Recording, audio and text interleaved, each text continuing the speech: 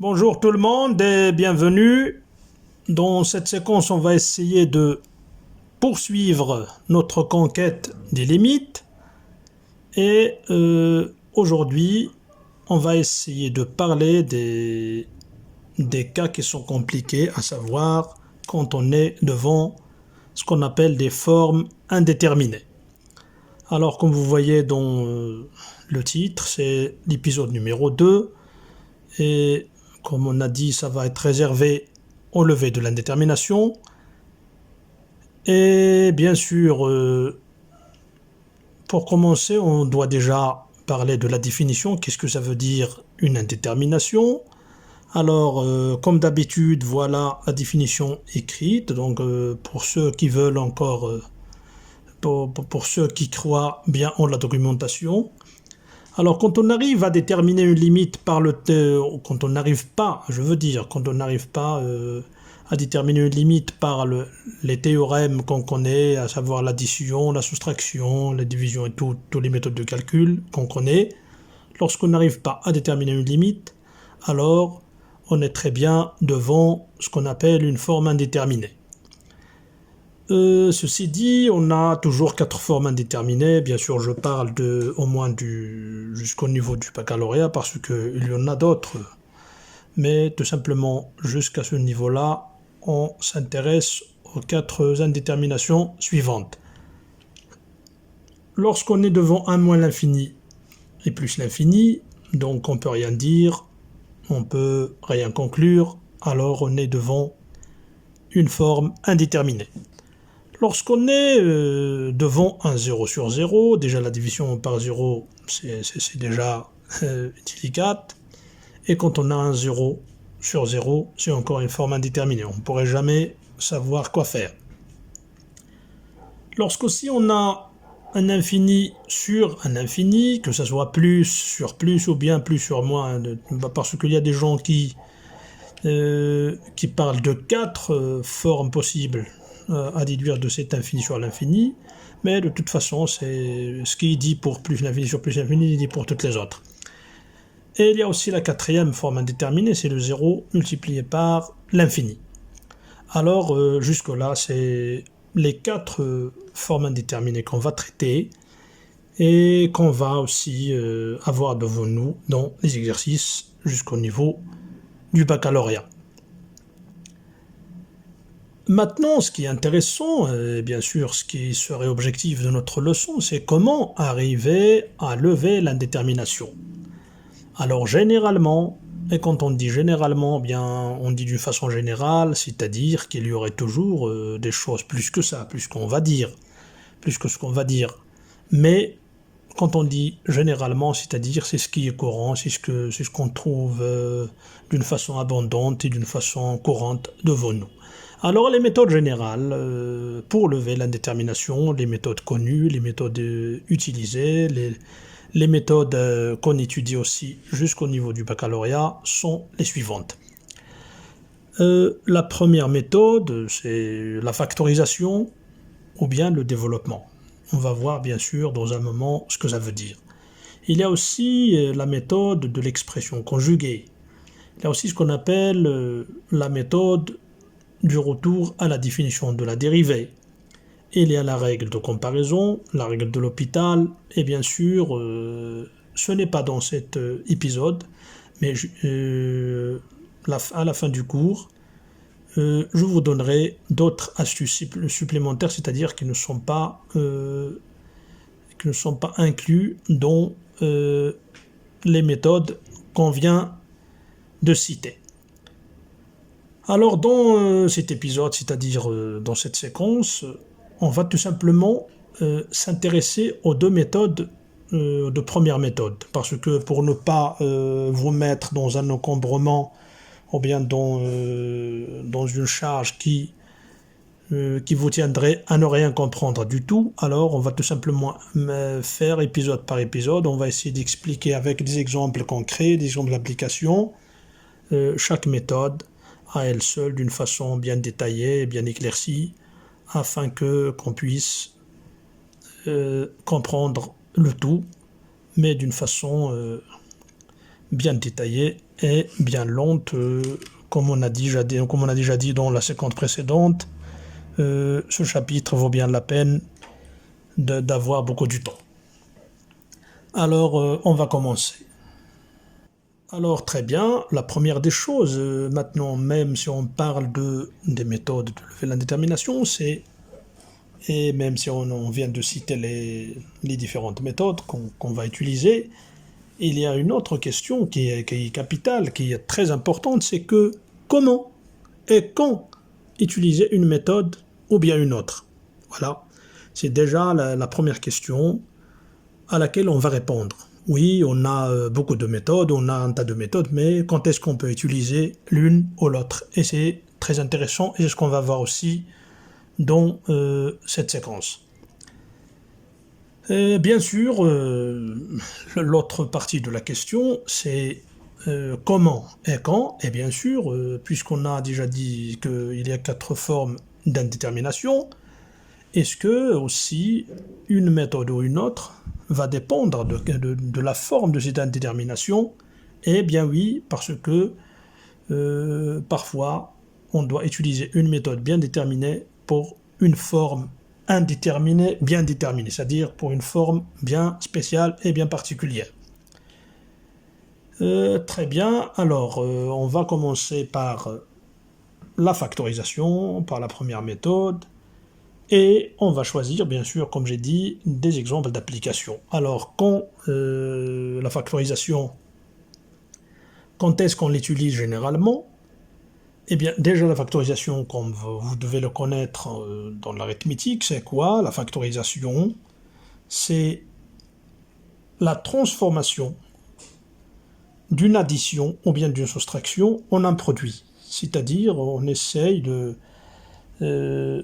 rendre une expression mathématique très développée en sous forme de facteur, c'est-à-dire restreindre cette forme mathématique et c'est ce que je viens de dire, c'est la transformation de cette addition ou bien cette soustraction en forme de facteur ou bien en forme de produit.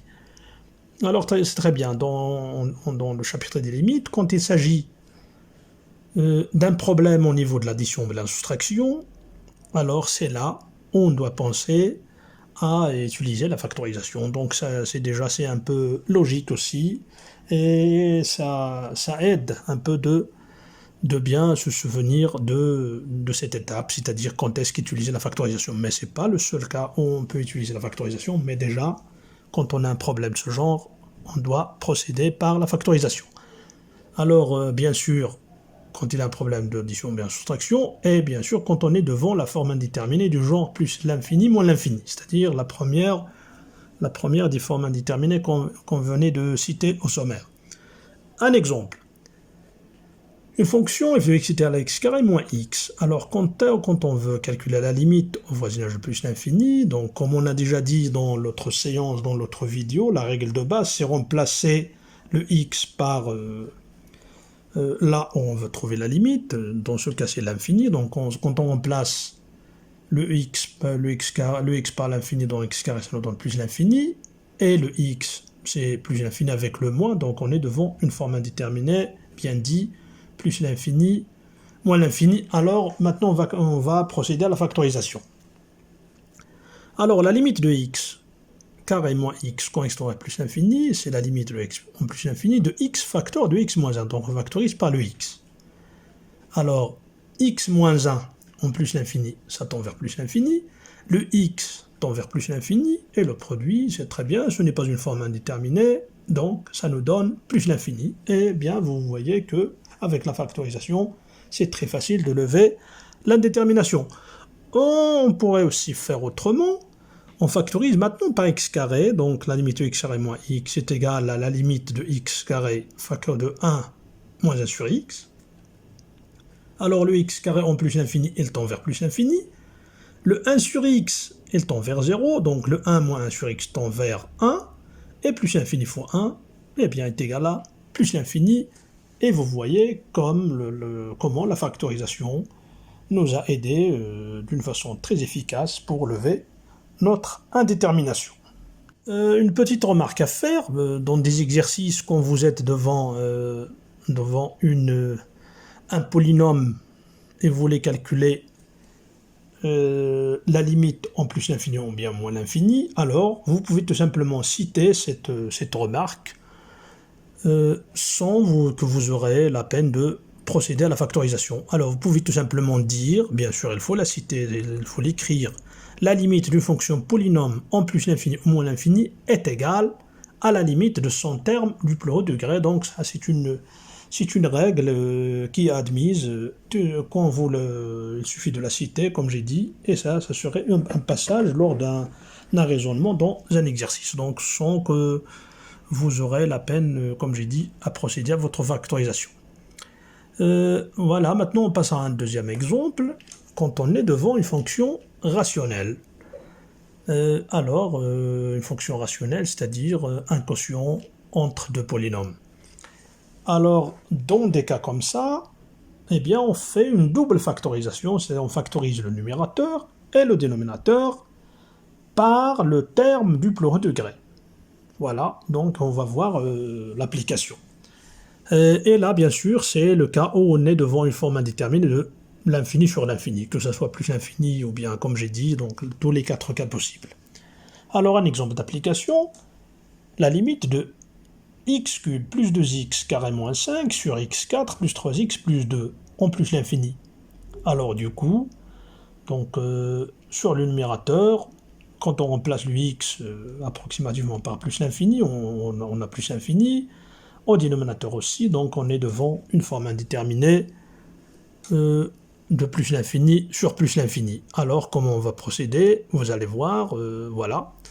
Alors qu'est-ce qu'on fait? Comme j'ai dit, on factorise par le terme du plus haut degré. Alors souvenez-vous de cette règle, c'est très importante aussi dans cette partie ou bien cette méthode de factorisation.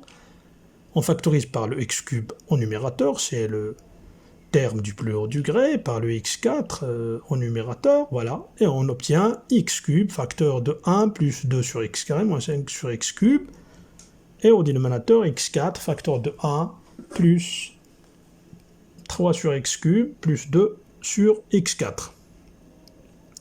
Ce qui nous donne, en termes de limite, parce que quand x tend vers plus l'infini, alors le x carré tend vers, le 2 sur x carré tend vers 0, le 5 sur x cube aussi, donc tout ce qui est entre parenthèses au numérateur, ça tend vers 1 plus 0 moins 0. Et bien sûr, le x cube, quand on simplifie, donc j'ai oublié de vous dire que la deuxième étape, c'est de simplifier par le x cube, c'est-à-dire le terme qui a le moins degré maintenant des deux, entre le numérateur et le dénominateur. Dans ce cas, c'est x cube, donc on simplifie par x cube, on obtient 1 au numérateur et x au dénominateur. Au terme de limite, j'ai dit qu'on va trouver le 1, facteur de 1 plus 0 moins 0, donc au numérateur, et au dénominateur c'est plus l'infini, facteur de 1 plus 0, donc on est devant 1 sur plus l'infini qui est bien égal à 0. Donc voilà, vous avez vu que on est arrivé, grâce à la factorisation, de lever l'indétermination de plus l'infini sur plus l'infini et de calculer très facilement la limite dans cet exemple.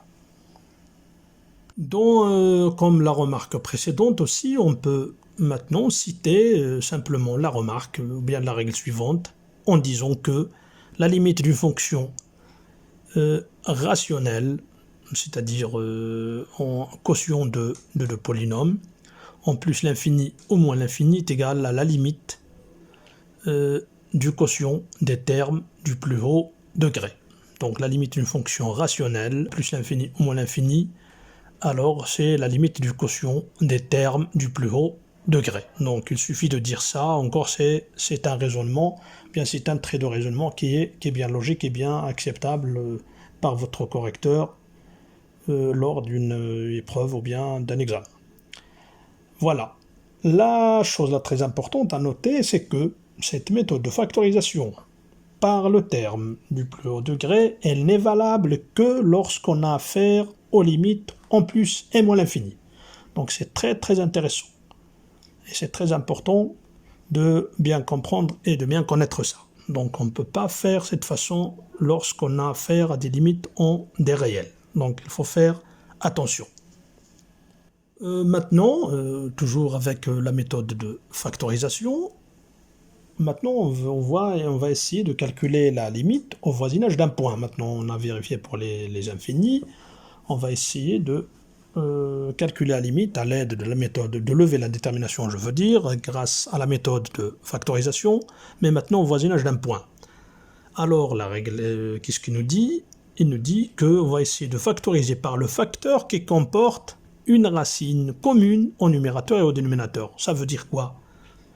On a dit qu'on est devant bien sûr une fonction rationnelle, c'est-à-dire un quotient de deux polynômes, et bien sûr le polynôme au numérateur doit avoir des racines, c'est-à-dire des solutions de l'équation de ce polynôme est égal à 0, c'est ce qu'on appelle les racines, c'est-à-dire les réels qui annulent ce polynôme, de même pour le dénominateur. Alors qu'est-ce qu'on fait?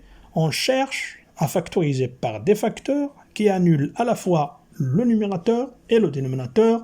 Et bien sûr, cette fois-ci, on est devant la forme indéterminée du genre 0 sur 0. Et c'est ce qu'on va voir tout de suite dans cet exemple. Alors, la limite de x carré moins 9 sur x moins 3 quand x tend vers 3. Alors, du coup, on remplace dans notre règle d'or, c'est-à-dire on remplace toujours par le point où on veut trouver la limite, donc c'est x carré c'est 3 au carré c'est 9, moins 9 c'est 0, 3 moins 3 c'est 0, et on est bien devant la forme indéterminée 0 sur 0. Donc comment on va essayer de nous en débarrasser? Alors comme on a dit, au numérateur on a un polynôme x carré moins 9, l'une des racines, c'est une identité remarquable déjà, donc j'ai choisi un peu des exemples qui sont faciles à manipuler, mais bien parce que notre objectif, ce n'est pas de compliquer les choses, mais d'expliquer comment lever les indéterminations. Alors, x carré moins 9, on peut l'écrire sous forme des facteurs d'une identité remarquable, c'est x moins 3 facteur de x plus 3, et il y a le x moins 3 aussi au dénominateur. Donc, comme j'ai dit, on va essayer de factoriser par un facteur qui contient la racine commune au numérateur et au dénominateur. Eh bien, le 3, il annule le dénominateur et il annule le numérateur, et donc on factorise par le x-3, comme vous voyez devant vous encadré en rouge. Il suffit maintenant de simplifier par x-3, il nous reste x plus 3, et ça nous donne la limite de x quand x tend vers 3 de x plus 3, qui est bien égale à 6, malgré que la fonction n'est pas définie en 3. Alors très bien, maintenant, on va essayer de passer à la deuxième méthode, c'est ce qu'on a appelé l'expression conjuguée. Pour cette deuxième méthode, c'est-à-dire la méthode à l'expression conjuguée, alors on va voir ce que ça veut dire. Cette méthode, je veux dire, elle est généralement utilisée quand on a des termes en racine carrée. C'est-à-dire, il y a des fonctions qui contiennent des racines carrées, et on les rencontre souvent dans des formes indéterminées du genre 0 sur 0, ou bien du plus l'infini moins l'infini, ou encore dans l'infini, c'est-à-dire presque dans toutes les sortes de l'indétermination. Alors on va voir ce que ça veut dire ça en pratique. Alors on choisit un exemple. La limite quand x tend vers plus infini de la racine de x moins 1 moins la racine de x plus 5. Alors en plus l'infini, la racine de x moins 1, ça tend vers plus l'infini. La racine de x plus 5, ça tend aussi vers plus l'infini, mais avec le moins, on est devant une forme indéterminée de la sorte plus l'infini moins l'infini. Alors, qu'est-ce qu'on fait? On multiplie par le conjugué de toute l'expression, qui est bien dans ce cas la racine de x moins 1, plus, c'est-à-dire le moins devient plus. J'espère très bien que vous connaissez ce que ça veut dire le conjugué. Voilà, donc c'est en termes d'identité remarquable, c'est l'autre facteur. La troisième identité c'est a plus b, donc le conjugué c'est a moins b, donc c'est un peu ça. Alors, en titre de racine carrée, c'est bien, on remplace le moins par le plus entre les deux membres, ou bien le moins, ou bien le plus par moins, lorsqu'on a l'autre cas. Alors, qu'est-ce qu'on fait? On multiplie par le conjugué, on divise par le conjugué, pas par le même conjugué, c'est-à-dire comme si on n'a rien fait. Alors, on obtient un peu ça. Alors, la limite en x tend vers plus l'infini de l'expression racine de x moins 1 moins racine de x plus 5, c'est bien égal. comme j'ai dit, on multiplie par le conjugué et on multiplie aussi au dénominateur par le conjugué.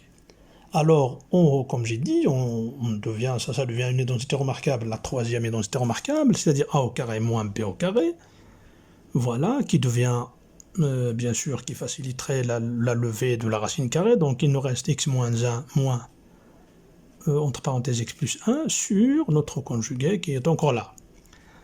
Alors le x moins 1 il est là, moins x moins 5, donc le x va s'en aller avec l'autre x, c'est ce qui est très important, il nous reste moins 5, moins 1 moins 5 c'est moins 6, et avec le conjugué qui n'est plus une forme indéterminée, mais qui est devenu plus l'infini. Voilà, donc parce que en plus l'infini, c'est un plus l'infini. Alors, très bien, puisque le x moins 1 est plus l'infini, le x plus 5 est plus l'infini, donc la somme aussi tend vers plus l'infini, et donc notre limite finalement tend vers moins 6 sur 1 plus l'infini, qui est égal à 0 au voisinage négatif, c'est-à-dire à gauche de 0, puisque le moins 6 est négatif. Alors c'est très bien, comme vous avez vu, ça paraît simple, mais lorsqu'on commence, ça devient une forme indéterminée, mais à l'aide de l'expression conjuguée, on est arrivé à faciliter la tâche. On va voir notre exemple en petit b, donc la limite quand x tend vers 1, 2, ce que vous voyez devant vous, la racine de x carré moins 1, moins la racine de x moins 1 sur x moins 1. Donc déjà, ce sont des exercices bien choisis. Nos exercices d'application sont déjà des exercices qui ne sont pas aussi simples que ça, mais sont des exercices bien, comme j'ai dit, bien choisis pour trouver déjà les indéterminations de toutes les sortes et bien appliquer ce qu'on vient de dire pour faciliter la compréhension de notre chapitre et de notre leçon. Alors, notre règle de base, on remplace le x par 1, donc c'est 1 au carré moins 1, c'est 0, moins 0, sur 0, donc on est devant une forme indéterminée, 0 sur 0, bien sûr, ce n'est pas logique d'écrire le 0 sur 0, mais tout simplement, je mets entre parenthèses pour vous dire que on est bien devant une forme indéterminée. Alors, on va voir comment faire avec l'expression conjuguée encore une fois. Alors, maintenant, le conjugué au dénominateur, il n'a pas de racine carrée, heureusement. Donc, on va chercher le conjugué de ce qui est au numérateur. Et bien, tout simplement, c'est on change encore le moins en plus. Voilà. Donc, le racine de x carré moins 1, moins racine de x moins 1, multiplié par son conjugué. Il suffit de remplacer le moins par le plus pour avoir encore l'identité remarquable. Donc, c'est x carré moins 1. Parce que on a déjà levé la racine carrée, moins x moins 1, c'est-à-dire moins 1, c'est x plus, donc ça devient plus 1, sur le x moins 1, elle était là, multiplié par le conjugué. Donc en haut, on a x carré moins x, parce que le 1 avec le moins 1 s'en vont, il nous reste x moins 1, facteur du conjugué. Maintenant, on factorise encore une fois, donc on revient à notre méthode de factorisation. On factorise par x moins 1 pour nous en débarrasser. Il nous reste x sur la racine carrée du x carré moins 1 plus la racine carrée du x moins 1. Et bien sûr, on est en x tend vers 1. Il suffit de remplacer. Donc le 1 au carré moins 1, c'est 0. Le 1 moins 1, c'est 0. Mais maintenant, avec le 1 en numérateur, ce n'est plus une forme indéterminée, mais ça tend vers plus l'infini.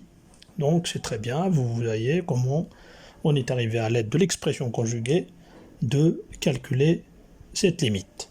Eh bien, pourquoi ça? Parce que la racine carrée est toujours positive, donc c'est pourquoi on n'a pas mis, par exemple, moins l'infini. Voilà, c'est plus l'infini parce que les racines carrées sont positives. Donc ce n'est pas comme dans l'autre exemple, on avait dit que c'est à gauche de 0, c'est-à-dire un 0 qui est négatif. Maintenant, puisque la racine carrée est positive, donc c'est tout à fait logique d'écrire plus l'infini. On est encore devant un troisième exemple, parce que j'ai dit que cette expression de conjugué, on peut les trouver presque dans toutes les formes, alors j'ai essayé de choisir un exemple pour chaque. Maintenant, la racine carrée elle est au dénominateur. Alors en plus l'infini, c'est plus l'infini au numérateur, sur plus l'infini encore au dénominateur, on est devant la forme indéterminée, l'infini sur l'infini. Alors, encore une fois, qu'est-ce qu'on fait maintenant? On multiplie par le conjugué, mais cette fois-ci, on n'a pas de terme, donc vous allez me dire que ce n'est plus l'identité remarquable. Eh bien, le conjugué d'une racine carrée, c'est la même racine carrée, donc on multiplie par le même terme. Dans les exemples précédents, on avait la racine de quelque chose moins la racine d'autre chose. Maintenant, on n'a qu'une seule racine carrée, donc son conjugué, c'est le terme lui-même, donc c'est racine de x moins 1, son conjugué, c'est bien racine de x moins 1. Donc il suffit de multiplier au numérateur et au dénominateur par la racine de x moins 1, alors on obtient x moins 1 facteur de racine carrée de x moins 1 sur racine de x moins 1 au carré. Alors ici j'ai essayé pour un peu faciliter la tâche, j'ai mis la racine carrée sous forme d'une puissance, donc c'est à la puissance 1/2. Vous allez voir pourquoi. Alors,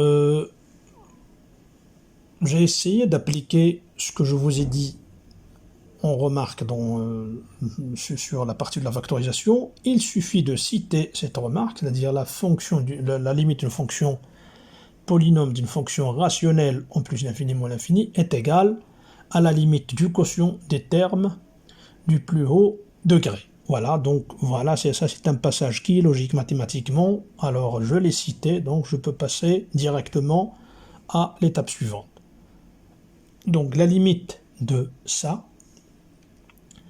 Pourquoi j'ai mis ça? Parce que le x fois x à la puissance 1/2, donc sans faire tous les calculs, je sais très bien que le degré de x en numérateur, ça devient x à la puissance 1 fois x à la puissance 1/2, ça devient x à la puissance 3/2. Donc je n'ai plus besoin de faire tout le calcul. Voilà pourquoi j'ai remplacé la racine carrée par la puissance de 1/2. Voilà, et avec cette règle, on a brûlé déjà beaucoup d'étapes. C'est-à-dire on n'a plus besoin de faire tous les calculs. Et le degré du dénominateur, c'est 1, donc c'est x. Donc, au terme de limite, j'ai le droit d'écrire ça. C'est tout à fait logique. Donc, x à la puissance 3/2 sur x, c'est 3/2 moins 1/2 comme exposant. Donc, ça devient x à la puissance 1/2, ou encore, c'est la racine carrée de plus l'infini, qui est égale à plus l'infini. Et vous avez bien vu que c'est facile de nous en sortir. Mais tout simplement, il faut connaître quand utiliser une méthode ou une autre, et bien sûr, avec quelle forme indéterminée utiliser une méthode ou une autre. Alors c'est très bien pour cette séquence, c'est très bien. C'est fini aussi pour les deux premières méthodes, et à la séquence prochaine, on essaierait de bien parler, de bien étudier les autres méthodes pour vous faciliter la tâche de lever l'indétermination, et vous allez voir que c'est bien simple, contrairement à ce qu'on croit en chapitre des limites. Allez, à bientôt.